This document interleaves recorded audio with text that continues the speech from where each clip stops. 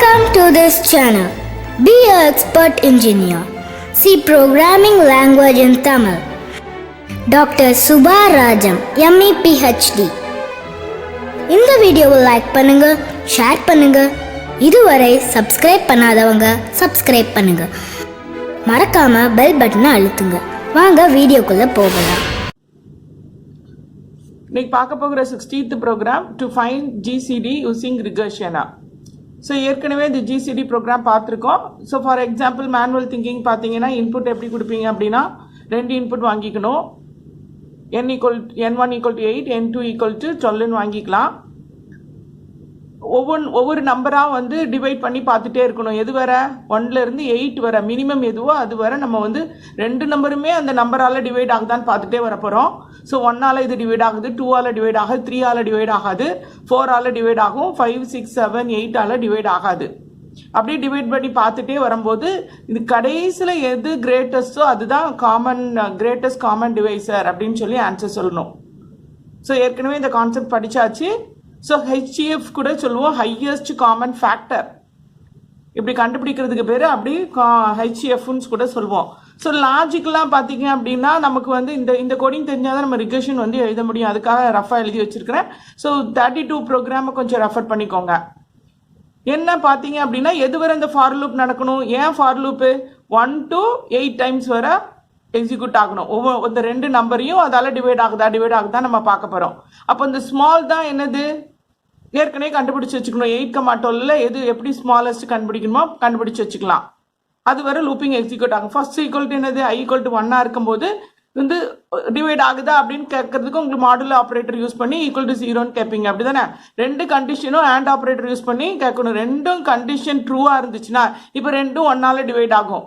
அப்போ அதோட வந்து GCD என்ன I தான் 1ன்னு சேவ் பண்ணிக்கிச்சோம். அகெயின் என்னது 2ஆல் டிவைட் பண்ணி பார்க்கும். ஆமாம் கண்டிஷன் ட்ரூ, GCD = 2. 3ஆல் பண்ண வரும், கண்டிஷன் ஃபால்ஸு. 4ஆல் பண்ண வரும், அப்போ GCD = 4.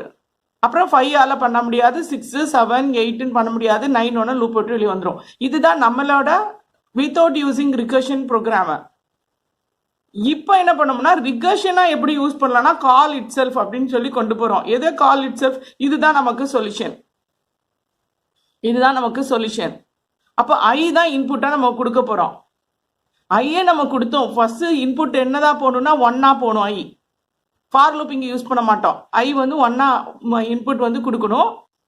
அடுத்த டைம் என்னது வந்து ரிகர்சிவ் கால் கொடுக்கணும்ல அந்த ப்ரோக்ராமில். இது மாதிரி இந்த ஸ்டேட்மெண்ட் மட்டும் நமக்கு வேணும். அடுத்தது பாருங்க, செக்கிங் ஒன்று கொடுக்கும். அதுதான் நம்மளோட சொல்யூஷன். இது சொல்யூஷன் கிடச்சிச்சு அப்படின்னா எந்த ஆன்சரை நம்ம இந்த டிவைட் ஆச்சா அப்படின்னு கடைசியில் ஒரு ஆன்சர் வந்துச்சுல, இதில் சேவ் பண்ணி வச்சுருக்கோமா, அது வந்து ரிட்டர்ன் ஆகணும். அதனால கொடுத்தாச்சு. இப்போ இந்த கோடிங்கை பொறுத்த வரைக்கும் I இதாக இருக்கா, I 2 1. இப்போ I = 1னா 1 2 1ஆல் டிவைட் ஆகுதான்னு பார்க்கும். ஆமான்னு உடனே ரிகர்ஷன் GCDன்னு சொல்லிட்டு ஒரு வேரியபிள் எடுத்துட்டு ஐயை சேவ் பண்ணியாச்சு.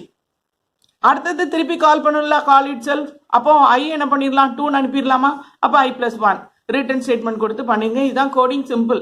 இந்த கோடிங்கை தான் இந்த ஃபார் லூப்பை அவாய்ட் பண்ணுறதுக்கு உள்ள நுழையிறது 1 நுழையுது, ரிகர்சிவ் கால் கொடுத்து 2ஆ நுழைய வைக்கிறோம் திருப்பி கால் இட் செல்ஃப்க்கு.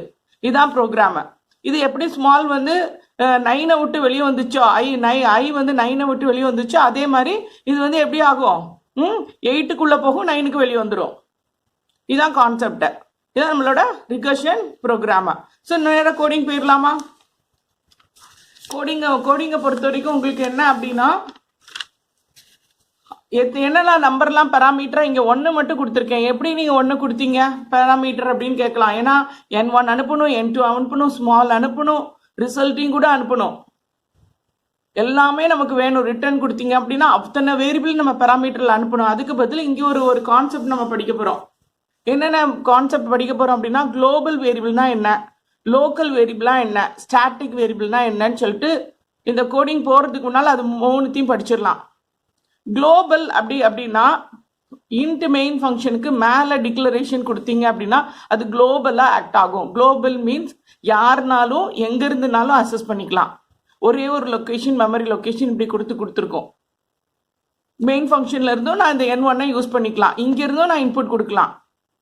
சப்போஸ் ஒரு ஃபங்க்ஷனுக்குள்ளே போகிறேன் அல்லாட்டி ரிகர்சிவ் ஃபங்க்ஷனுக்குள்ளே போனாலும் நான் N1 நான் அங்கே யூஸ் பண்ணிக்கலாம். நாங்கள் சேஞ்சஸ் நடந்தாலும் இங்கேயும் சேஞ்சஸ் நடக்கும். குளோபலாக இது அதுக்கு பேர் தான். மெயினுக்கு வெளியே கொடுத்தீங்கன்னா குளோபல் வேரியபிள். அப்போ லோக்கல் வேரியபிள்னா என்ன? ஸோ இவ்வளோ நாள் இங்கே யூஸ் பண்ணிட்டு இருந்தோமா, மெயின்குள்ளே ஒரு டிக்ளரேஷன் கொடுத்துட்டு இருக்கோமா, அது லோக்கல் வேரியபிள். அப்படின்னா என்ன அர்த்தம்னா இதுதான் மெயினோட பிளாக்கு இல்லை பாடி ஆஃப் த ஸ்டேட்மெண்ட்டா. அப்போ இதுக்குள்ளே வந்து உங்களுக்கு வந்து ப்ரெசண்ட்டாக இருக்கும் அந்த லோக்கல் வேரியபிள். இதுக்கு இங்கே மட்டும்தான் அதுக்கு யூஸ் பண்ண முடியும். இதில் என்ன மெமரியில் இருக்கோ அதை நம்ம இந்த ப்ரோக்ராம் எழுதும்போது அதை யூஸ் பண்ணிக்கலாம். அதுக்கு பேர் தான் லோக்கல் வேரியபிள். அது என்ன ஸ்டாட்டிக் வேரியபிள்? ஸ்டாட்டிக் வேரியபிள் வந்து இந்த ஃபங்க்ஷன் ப்ரோக்ராமில் நான் யூஸ் பண்ணியிருக்கிறேன். இப்போ ஸ்டாட்டிக் இன்ட் ஒரு வேரியபிள் நேம் ஈக்குவல் டு 0ன்னு கொடுக்குறீங்க. லோக்கல் வேரியபிள் தான், ஆனால் ஸ்டாட்டிக்காக ஆக்ட் ஆகும். அப்படின்னா என்ன அப்படின்னா ஒரே ஒரு லொக்கேஷன் ஒன்ஸ் தான் லொக்கேஷன் அலோகேட் ஆகும். மறுபடி சப்போஸ் வந்து இப்படி எழுதியிருக்கிறேன். இப்போ நான் ஸ்டாட்டிக் கொடுக்கல அப்படின்னா இந்த ஃபங்க்ஷன் வந்து கால் பண்ணுறேன். ஸோ மெமரியில் என்ன ஆயிருக்கும், டிக்ளரேஷன் நடக்கா 0ன்னு சேவ் ஆயிருக்கும். ரிட்டர்ன் போயிடுறேன், இதை ஏதோ சம் எக்ஸிக்யூட் பண்ணி ரிட்டர்ன் மெயின் ஃபங்க்ஷன் போயிட்டு நான் திருப்பி இந்த ஃபங்க்ஷனை நான் கால் பண்ண வரேன்னா அகெயின் என்ன நடந்திருக்கும், இந்த இந்த இன்டீஜர் வந்து என்னது லொக்கேஷன் செட் ஆகும், 0ன்னு செட் பண்ணிக்கும். எனக்கு என்ன அப்படின்னா இது மாறக்கூடாது. எனக்கு ஆன்சர் வந்து எனக்கு கிடைச்சிட்டே இருக்கா இதில். இப்போ இந்த ப்ரோக்ராமை பொறுத்த வரைக்கும் எனக்கு ஃபர்ஸ்ட் 1 கிடச்சிச்சு, 2 கிடச்சிச்சு, 4 கிடச்சிச்சு. அப்போ இதை பொறுத்த வரைக்கும் கால் இட் செல்ஃப் மறுபடியும் இந்த ஃபங்க்ஷனை நான் கால் பண்ண போகிறேன். அப்போ எனக்கு கட்டாயம் இந்த டிக்ளரேஷன் எனக்கு வேணும். இங்கே ஒரு வேரியபிள் நான் அங்கேருந்து அனுப்பலை, இங்கே நான் வந்து டிக்ளேர் பண்ணியிருக்கிறேன். ஏன்னா ரிசல்ட்டை நான் இங்கே ஒரு சேவ் பண்ணி ஆகணும். அப்போ நியூ வேரியபிள் தான் நான் கொடுத்தாகணும். அப்போ கொடுக்கும்போது உங்களுக்கு என்ன நடக்குது, திருப்பி டிக்ளேர் பண்ணும்போது என்ன ஆயிரும், 0ன்னு மெமரியில் செட் ஆயிரும். எனக்கு அப்படி இருக்கக்கூடாது. என்னது ஆன்சர் என்ன, 1 இருந்தால் 1 தான் இருக்கணும், 2 இருந்தால் 2 இருக்கணும். ஏன்னா கால் இட் செல்ஃப் நான் மறுபடியும் இது நடக்க போகுது. அப்போ அந்த இடத்துல இந்த கீவேர்டை வந்து ஸ்டாட்டிக் அப்படின்னு கொடுத்துட்டீங்க அப்படின்னா ஒன்ஸ் தான் டிக்ளரேஷன் கொடுக்கும். குளோபல் மாதிரி தான் இருக்கும். ஆனால் குளோபல்னா எல்லா யாருனாலும் அக்சஸ் பண்ணிக்கலாம், அப்படி கிடையாது. இங்கே இது மட்டும்தான் அக்சஸ் பண்ண முடியும். ஆனால் ஒன்ஸ் அக்சஸ் பண்ணி வச்சுக்கிறோம். ப்ரோக்ராம் விட்டு நீங்கள் வெளியே போகிற வர இதுதான் லொக்கேஷன். அதுக்கு இந்த கோடிங்கை பொறுத்த வரைக்கும் நீங்கள் இங்கே திருப்பி கால் பண்ணாலும் அந்த வேல்யூ மெயின்டைன் ஆகிட்டு இருக்கும். Suppose return to the main ஃபங்க்ஷனுக்கு போயிட்டு திருப்பி சப்போஸ் ஏதோ ஒரு ஃபங்க்ஷன்னாலே எனக்கு எப்பப்போ நம்ம யூஸ் பண்ணுறோனோ அப்பப்போ இந்த ஃபங்க்ஷனை நான் கால் பண்ணிக்கலாம். அதுதான் நம்மளோட பர்பஸ். எப்பப்பெல்லாம் நான் கால் பண்ணுறேனோ அப்போல்லாம் அந்த ஸ்டாட்டிக் என்ன ஆயிருக்கும், லொக்கேஷன் அதோட ப்ரீவியஸ் ரிசல்ட் வந்து சேவ் ஆகிட்டே இருக்கும். உள்ள நுழைஞ்சோன்னா டிக்ளரேஷன், இது ஒரு டிக்ளரேஷன் ஸ்டேட்மெண்ட்லாம் நமக்கு மெமரி அலோகேட்டு ஒரு லொக்கேஷனை கொடுக்காது. ஸோ இது ஏதோ ஒரு லொக்கேஷன் எடுத்துக்கோங்க, அலோகேட் பண்ணி கொடுத்துருக்கோம். புரிஞ்சிச்சா கான்செப்ட் என்ன வித்தியாசம் அப்படின்னு? இதுவும் லோக்கல் தான், இதுக்கு மட்டும்தான் ப்ரெசென்ட்டு, மற்ற யாருக்கும் கிடைக்காது. ஆனால் எங்கே போயிட்டு நீங்கள் எப்போ வந்தாலும் இந்த வேல்யூ சேமாக இருக்கும். ஆனால் இது இங்கே மெயினுக்கு சப்போஸ் வந்து மேலேருந்து ஸ்டார்ட் பண்ணுற மாதிரி இருந்துச்சுன்னா, ஃபர்ஸ்ட்லேருந்து நீங்கள் ஸ்டார்ட் பண்ணுற மாதிரி இந்த டிக்ளரேஷன் நடந்துச்சுன்னா மாறிக்கும் லோக்கலை பொறுத்த வரைக்கும்.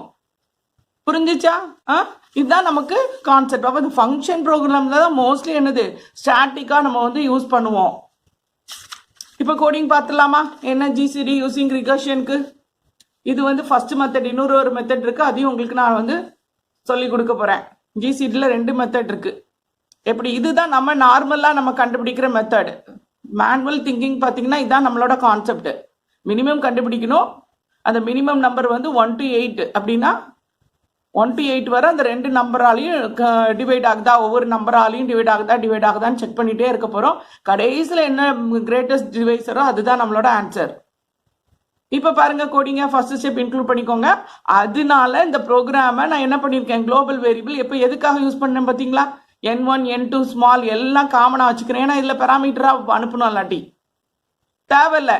எனக்கு ஐ மட்டும் அனுப்புனா மட்டும் இந்த கோடிங்க்கு போதும். எல்லாம் குளோபலாக இருக்குது. அப்போ இந்த ப்ரோக்ராம்லேயும் அக்சஸ் பண்ணிக்கிறேன், இங்கே நான் இன்புட் கொடுத்து இந்த ப்ரோக்ராம்லேயும் நான் யூஸ் பண்ணிக்கிறேன். ஏன்னா குளோபல் இது. புரிஞ்சிச்சா? அதனால டிக்ளரேஷன் குளோபல் டிக்ளரேஷன் கொடுத்துக்கலாம். N1 N2 ஸ்மாலையும் main function start பண்ணுங்க. 2 இன்புட்டுக்கு N1 N2க்கு இன்புட் கொடுங்க. Enter the first number N1 வாங்கிக்கோங்க. Second enter second number N2 வாங்கிக்கோங்க. இப்போ ஸ்மாலஸ்ட் கண்டுபிடிக்கணும் இல்லையா? N1 ஸ்மாலஸ்டா N2 ஸ்மாலஸ்டா, அதுக்கு செக்கிங் கொடுங்க. N1 சின்னதா லெஸ் தேனான்னு கேட்கிங்க. சின்னதாக இருந்துச்சுன்னா அதான் ஸ்மால் ஈக்குவல் டு N1 அப்படின்னு செட் பண்ணுங்க. சப்போஸ் n2 ஸ்மால்னா ஸ்மால் கண்டிஷன் ஃபால்ஸ்ன்னு வந்துட்டு small equal to n2 set ஆயிடும். அப்போ மெமரியில் எது ஸ்மாலாக நீங்கள் கொடுத்தீங்களோ அது மெமரியில் குளோபலாக உங்களுக்கு செட் ஆகிருக்கும். இந்த ப்ரோக்ராம் பொறுத்த வரைக்கும் 3 ஆன்சரை நம்ம வந்து சேவ் பண்ணிட்டோம், குளோபல் வேரியபிளாக சேவ் பண்ணிட்டோம். அடுத்தது ஆன்சரை நம்ம பிரிண்ட் பண்ணிட வேண்டியதான். GCD ஆஃப் என்ன n1 n2 கொடுத்தீங்களோ அது சப்ஸ்டிட் ஆகி ஈக்குவல் டு உங்களோட ஆன்சர். அந்த ஃபங்க்ஷன் கால் நடக்க போது அடுத்தப்பட்ட ஆன்சர் சப்ஸ்டிட் ஆகும், அங்கே பிளேஸ் பண்ண போகிறீங்க. ரிட்டர்ன் 0 ஃபங்க்ஷன் மெயினாக க்ளோஸ் பண்ண போகிறீங்க. இதுதான் நம்மளோட இன்ட் மெயின் ஃபங்க்ஷன். ஸோ அப்போ வந்து இது எப்படி இருக்கும், இந்த கோடிங் எப்படி இருக்கும். அடுத்தது நம்ம ஃபங்க்ஷன் இல்லை ரிகர்ஷன் கோடிங் எழுதணும். இன்ட் ஃபங்க்ஷன் நேம் என்னன்னா GCD, இன்புட் ஒன்று தான், I ஈக்குவல் டு 1ன்னு அங்கே பெராமீட்டரில் உங்களுக்கு பாஸ் பண்ணிக்கோங்க. இங்கே வந்து என்னது வேல்யூ வந்து 1 அப்படின்னு கொடுத்துக்கோங்க. ஏன் 1? ஃபஸ்ட்டு வந்து என்னது 1ஆல் டிவைட் பண்ணி பார்க்க போகிறோம்.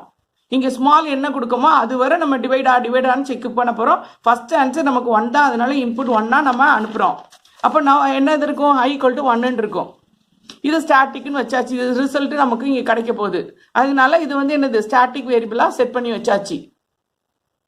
இனிஷியலேஷன் 0 செட் ஆகிருக்கும். இனிஷியலேஷன் 0. இப்போ செக் பண்ணோம். I வந்து 1 கிரேட்டர் தானா, ஸ்மால் 8ன்னு வச்சுக்கிட்டீங்க இல்லையா, ஸ்மால் 8. அப்போ கிரேட்டர் தானா இல்லை.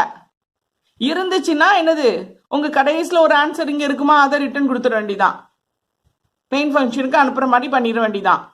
இல்லை அப்படின்னா நம்ம டிவைசர் வந்து செக் பண்ணணும்.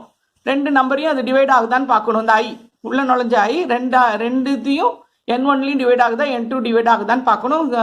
ஆண்ட் ஆப்ரேட்டர் யூஸ் பண்ணிங்கன்னா ரெண்டுமே நடக்கும். சப்போஸ் டிவைட் ஆயிடுச்சுன்னா இந்த இதில் போய் சேவ் ஆகும். இந்த வேரியபிளில் போய் நம்ம சேவ் பண்ணி வச்சுக்கிறோம் ஐயா. ஆட்டோமேட்டிக்காக இது ஆன்சர் இப்போ 1ன்னு கிடச்சிருக்கோம் இல்லையா, 1 அப்படின்னு சொல்லிட்டு கிடச்சிருக்கோம்.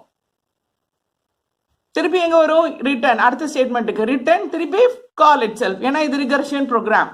ரிகர்ஷன்னாலே கட்டாயம் ஒரு திருப்பி இந்த ஃபங்க்ஷனை நம்ம கால் பண்ணுற மாதிரி கோடிங் எழுதணும். அதுக்கு நம்ம லாஜிக்கல் திங்கணும், ஒரு சொல்யூஷன் நமக்கு இருக்கணும். இதான் ஒரு சொல்யூஷன். திருப்பியும் கட்டாயம் ஏதோ ஒரு இதை வச்சு திருப்பி கால் பண்ணணும், ஃபங்க்ஷனை கால் பண்ணணும்.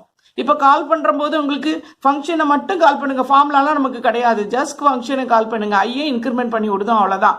இந்த இடத்துல கால்குலேஷன் பாட்டோ எதுவுமே கிடையாது.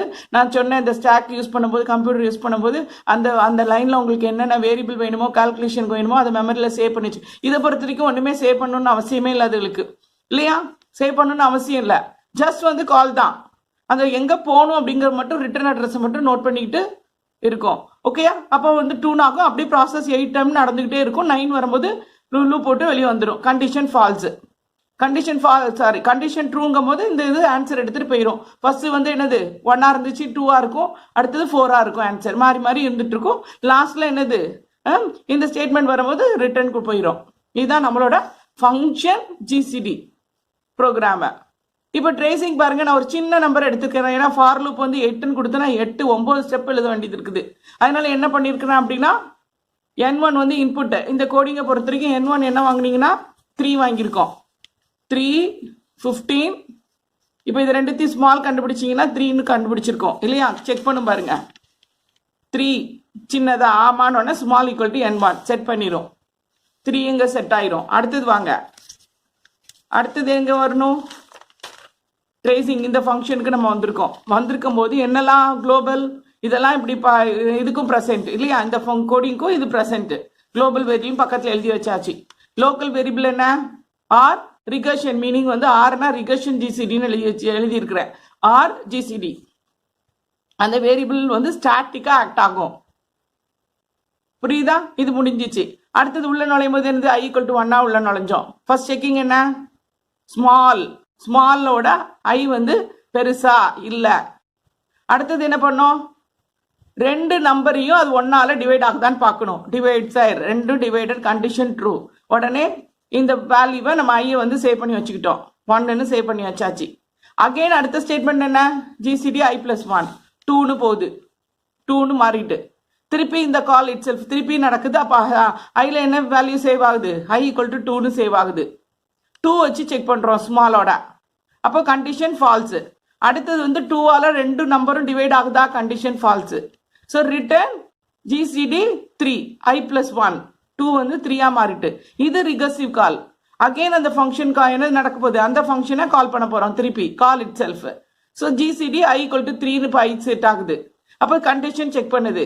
3 greater than 3 கண்டிஷன் ட்ரூவா ஃபால்ஸு, ஈக்குவல் இது கண்டிஷன் ஃபால்ஸு.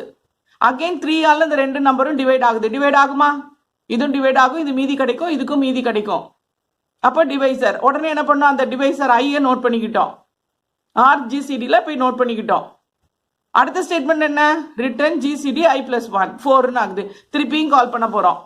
ஏன்னா அந்த சொல்யூஷன் கிடைக்கிற வரை இந்த கால் இட் செல்ஃப் நடந்துகிட்டே இருக்கும். இப்போ சொல்யூஷன் கிடைச்சிரும். இப்போ 4 ஐ வந்து 4 greater than 3 4 என்னது greater than. அப்போ ரிட்டர்ன் ஆன்சர் என்ன, மெமரியில் என்ன இருந்தது லாஸ்ட்ல, இதான் மெமரியில் இருந்துச்சு இல்லையா, இந்த இடத்துல அப்படியே சேவ் பண்ணிட்டே வந்திருக்கும். 3ன்னு வந்து உங்களுக்கு போட்டிருக்கோம், 3ன்னு சேவ் பண்ணிட்டு இருந்திருக்கும். அப்போ 3ன்னு ஆகும்போது என்ன நடந்திருக்கும், ரிட்டர்ன் 3 இல்லையா, அந்த ஆன்சர் இங்கே சேவ் இதாகும், ரீப்ளேஸ் ஆகும். அப்போ ரிட்டர்ன் 3ன்னா என்னன்னு சொன்னேன் நான், எங்கே கால் பண்ணோமோ அங்கே வந்துருவோன்னு சொன்னேன். இங்கே வந்துருவோம். ஆன்சர் என்ன எடுத்துகிட்டு வருது 3, இந்த இடத்துல மட்டும் 3 மட்டும் பிளேஸ் ஆகும். அப்போ ரிட்டர்ன் 3 இங்கே போயிடுவோமா, ரிட்டர்ன் 3 அகெயின் ரிட்டர்ன் 3 எடுத்துட்டு இங்கே பிளேஸ் ஆகும், 3 இந்த இடத்துல பிளேஸ் ஆகும். Again return 3. அடுத்தது என்ன பண்ணுவோம், ரிட்டர்ன் 3னா எல்லாம் முடிஞ்சிச்சு ப்ராசஸ், திருப்பி return to the main function. So எங்கே வந்துட்டோம், பிரிண்ட் ஆஃப் ஸ்டேட்மெண்ட்டுக்கு வந்தாச்சு, அங்கே தான் கால் கொடுத்துருக்கோம். அப்போ ரிட்டர்ன் என்னது, உங்களுக்கு ஆன்சர் என்ன, 3 தான் கிரேட்டஸ்ட் காமன் டிவைசர் இல்லையா. இந்த இடத்துல ஆன்சர் 3. ஜிசிடி ஆஃப் அவுட்புட் எப்படி அழகாக போயிருக்கோம், ஜிசிடி ஆஃப் 3, 15 ஈக்குவல் டு 3 அப்படின்னு அவுட்புட் உங்களுக்கு போயிருக்கும். அப்புறம் ரிட்டர்ன் ஃபங்க்ஷன் ஒன்றுனா return to the operating system. சரியா, இதுதான் நமக்கு வந்து கோடிங்கா. ஸோ ட்ரேசிங் வந்து 3க்குனால ஐ உள்ள நுழையும் போது ஐ ஈக்குவல் டு 1, அடுத்தது I equal to 2, I equal to 3, 4 வரை எக்ஸிக்யூட் ஆகுது பாருங்க அந்த ரிகர்சிவ் கால். அப்போ ஐ தான் நம்மளோட ரிகர்சிவ் கால்கோட பாயிண்டிங்க. அப்போ ரீச்சிங் பாயிண்ட் என்னது, சொல்யூஷன் என்னதுல இருக்குது, ஸ்மால் ரீச் ஆகிற வரை உங்களுக்கு சொல்யூஷன், அதோட பெருசானோன்னா ஐ பெருசானோன்னா வந்து ரிட்டர்ன் ஆன்சரை ரிட்டர்ன் பண்ணிட வேண்டியதான். இதுதான் நம்மளோட கான்செப்ட். அப்போ இந்த ப்ரோக்ராமில் என்னது முக்கியம், லோக்கல் வேரியபிள்னா என்ன, ஸ்டாட்டிக் வேரியபிள்னா என்ன, குளோபல் வேரியபிளா என்ன அப்படின்னு சொல்லி படித்தோம். அது உங்களுக்கு கிளியர் ஐடியா கிடைச்சிருக்குன்னு நினைக்கிறேன். தேங்க்யூ.